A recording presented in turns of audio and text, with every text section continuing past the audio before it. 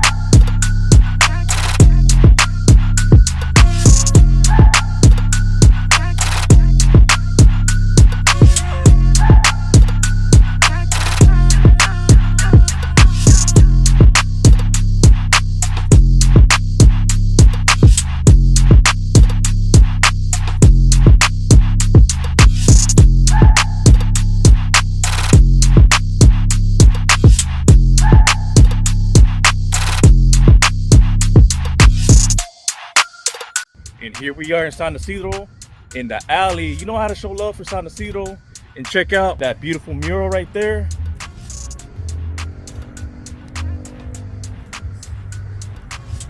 And you got Mexico back there, if you can see it. Back of those palm trees. Yeah, we close to Mexico. I can literally walk in there and I'm gonna show you the ports. So you got that music playing. You know we're in San Ysidro when you hear that. Beautiful San Ysidro.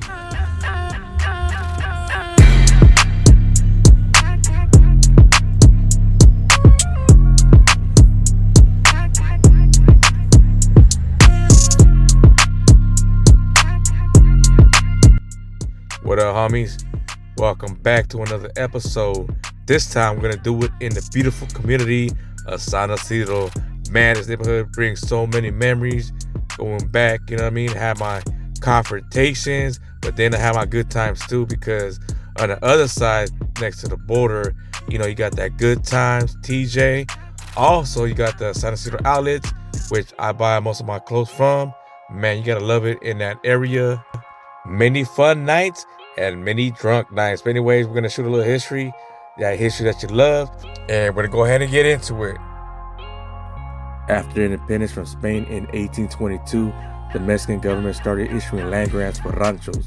In 1829, it granted Santiago Arguello Moraga the 10,000-acre rancho Tia Juana, which covered parts of what now are San Ysidro and Tijuana.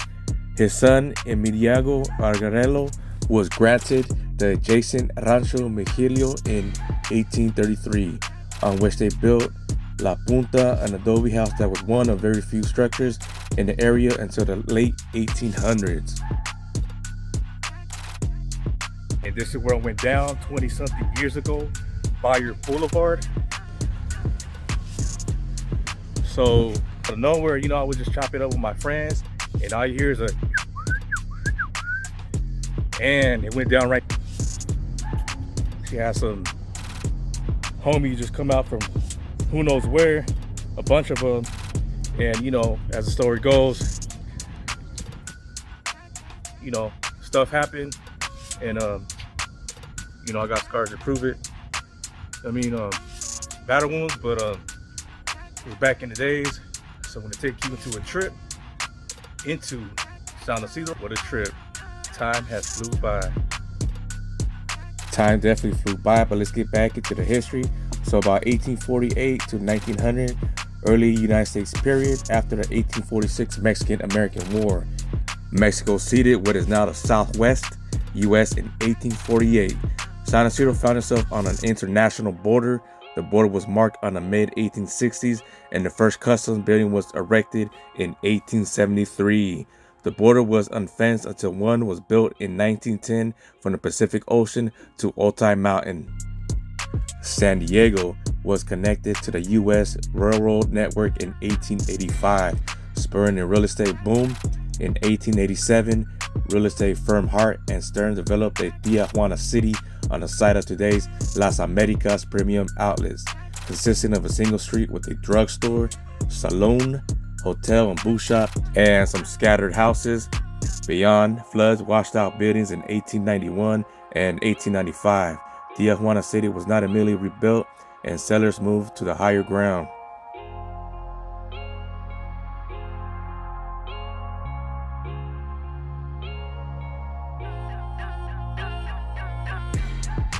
You can see Mexico on that side.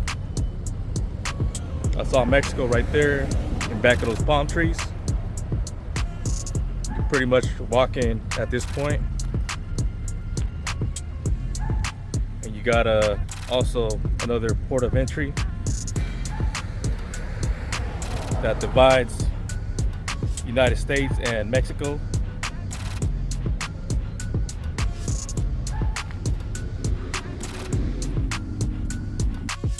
(1920 to 1950) residential community and border town.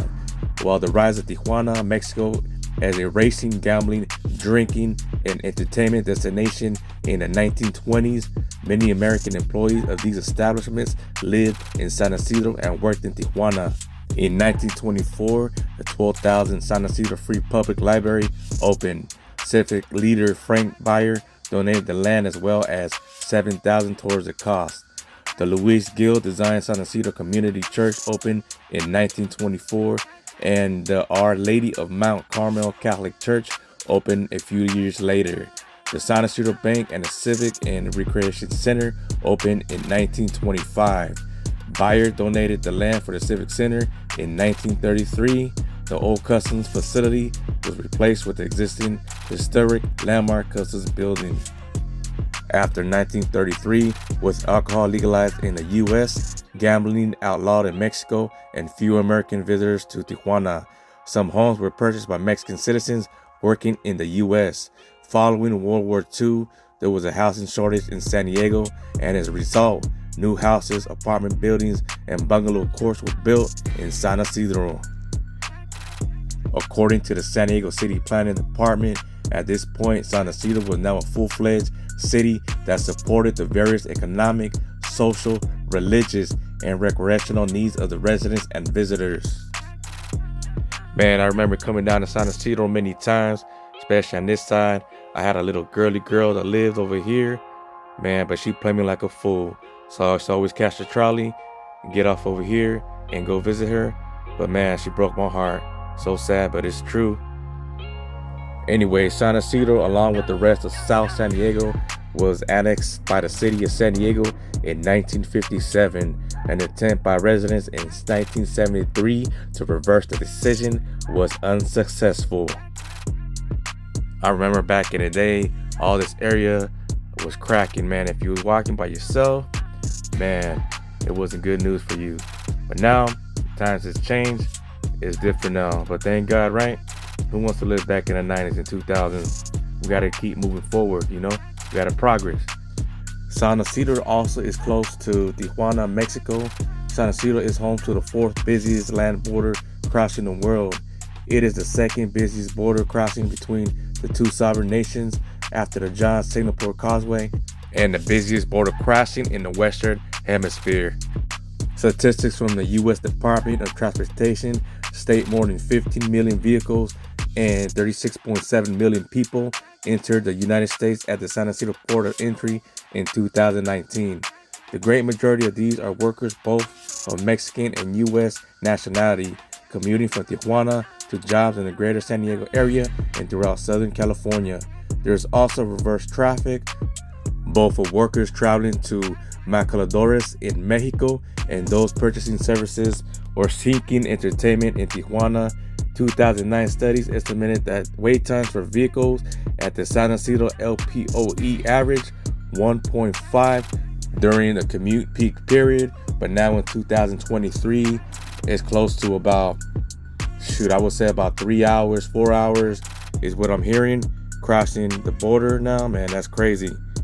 Back in the days, it was only about, 2 hours? Yeah, man. Yeah, that's crazy. For the pedestrians, it said the morning waits to enter the United States can last more than 2 hours and twice that time during peak weekend periods. Roughly 1/5 of the 25,000 daily northbound crossers remain in San Diego, San Ysidro to work, shop, visit family, and of course, etc. According to the San Ysidro Chamber of Commerce, many more boarded the San Diego trolley or other public transportation to work, schools, stores, banks, and medical appointments and family gatherings across the San Diego County. In 2016, a second pedestrian crossing was opened, Ped West, connecting Plaza Viva Tijuana via a walkway to the border next to the El Chaparral Auto Crossing with Virginia Avenue in San Ysidro. And next week, I'm going to take you to the other side of San Ysidro, the San Ysidro outlets, also known as Los Americas. Thank you so much for watching all the way through. And if you're brand spanking new, please subscribe, hit the like button, and share it, man. Don't be afraid. It also helps me with the algorithm, so it pushes this content out for more people can see. And that concludes this episode. We're going to catch you next week. Thank you so much. Like I said, catch you on the next one. Peace out, y'all.